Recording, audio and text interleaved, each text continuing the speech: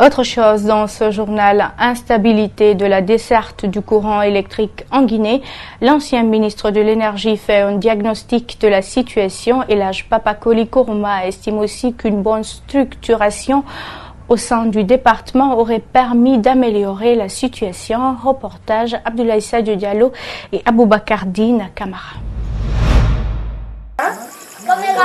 Les mois passés, seulement quelques zones de l'intérieur du pays se plaignaient du manque d'électricité. Aujourd'hui, c'est presque toutes les villes du pays qui en souffrent, y compris Conakry, la capitale. Papakoli Kourouma, ancien ministre de l'Énergie, en sait quelque chose. L'offre de puissance est inférieure à la demande. Ça veut dire quoi?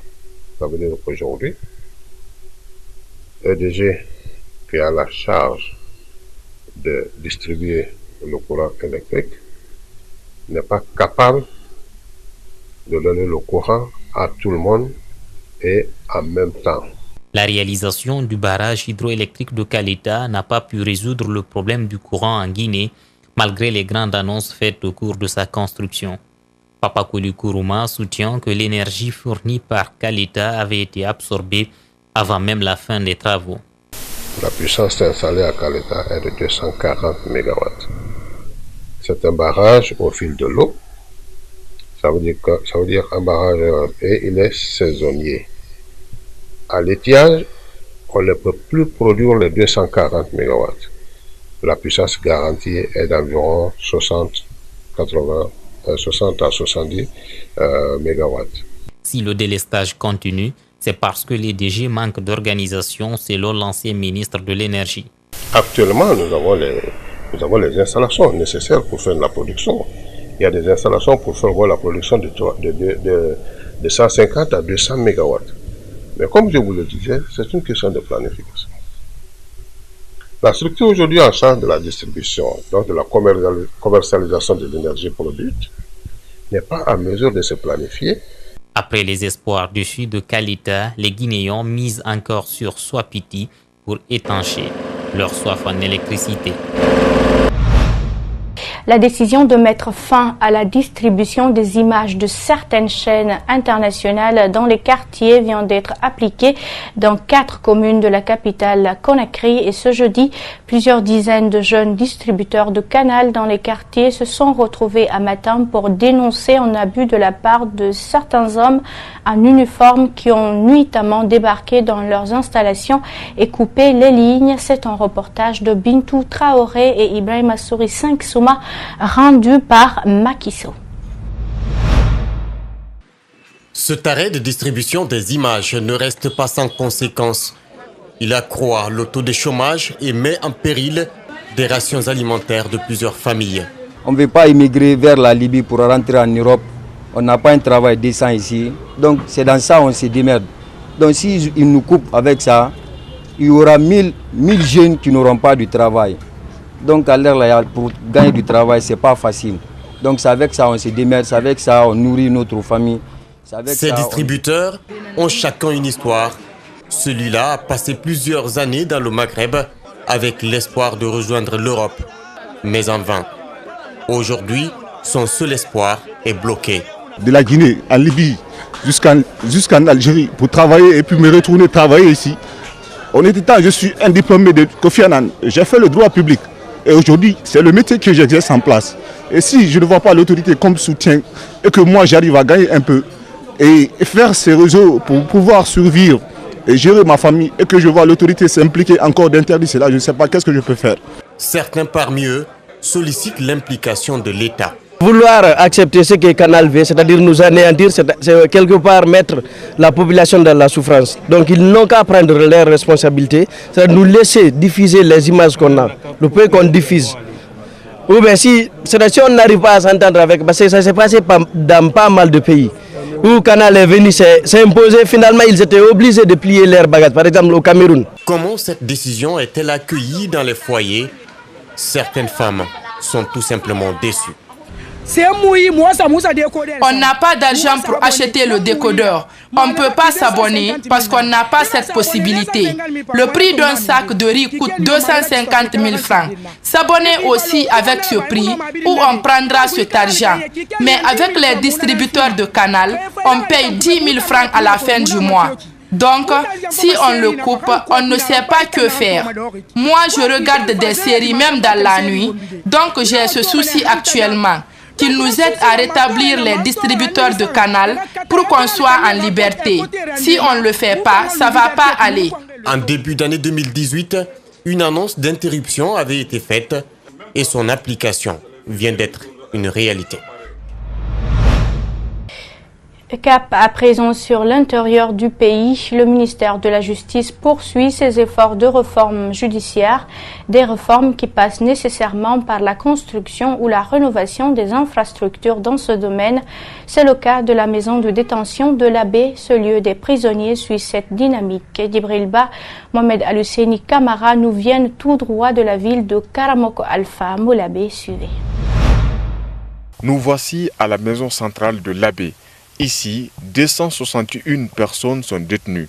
Une surpopulation carcérale qui reste un défaut à régler par les autorités judiciaires car l'ensemble des prisonniers des autres préfectures de la Moyenne-Guinée sont y transférés.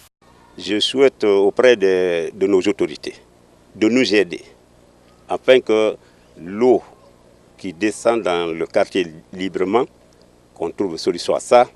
Ensuite, nous équiper, surtout en personnel, parce que la maison centrale de l'Abbé a un effectif de 11 agents pénitentiaires et 5 militaires qui sont là, un PA détaché de camp, qui sont venus en aide. Nonobstant les difficultés rencontrées dans ces lieux de détention, le régisseur et ses hommes sont parfois assistés par des organisations non gouvernementales. Certains appuis s'inscrivent dans le cadre de la réinsertion des détenus dans divers corps de métiers une fois libérés. Ensuite, il y a le Sabou Guinée.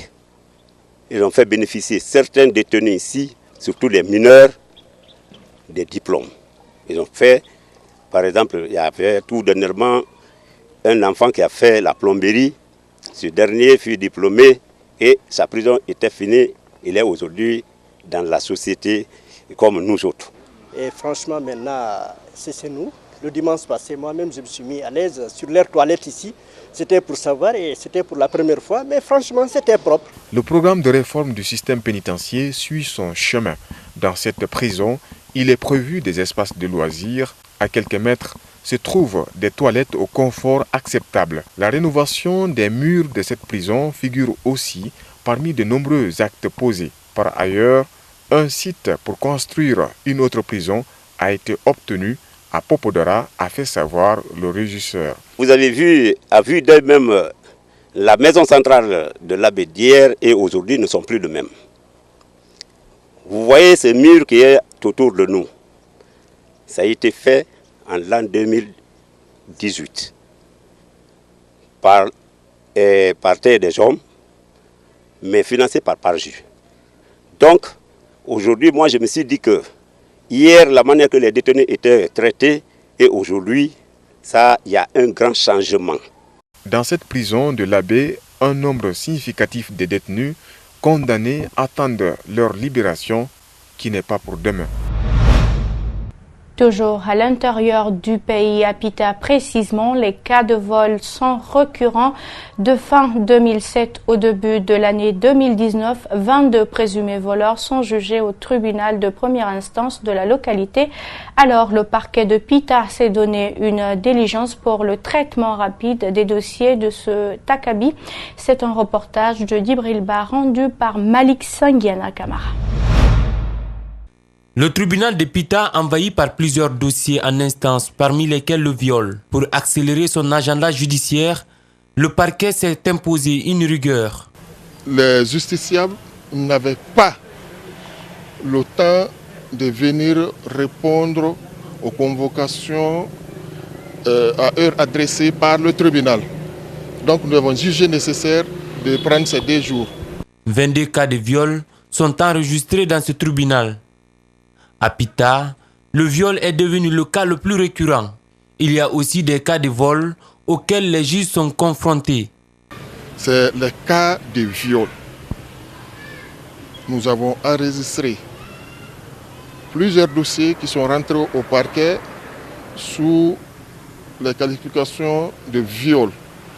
Toujours dans le cas du traitement des dossiers de viol, le procureur de Pita n'hésite pas à expliquer les difficultés que son tribunal rencontre.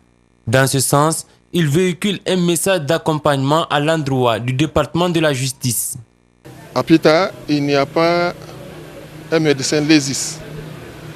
Et quand les officiers de police judiciaire à l'enquête préliminaire délivrent des réquisitions à médecins, difficilement ils reçoivent les certificats médicaux légaux.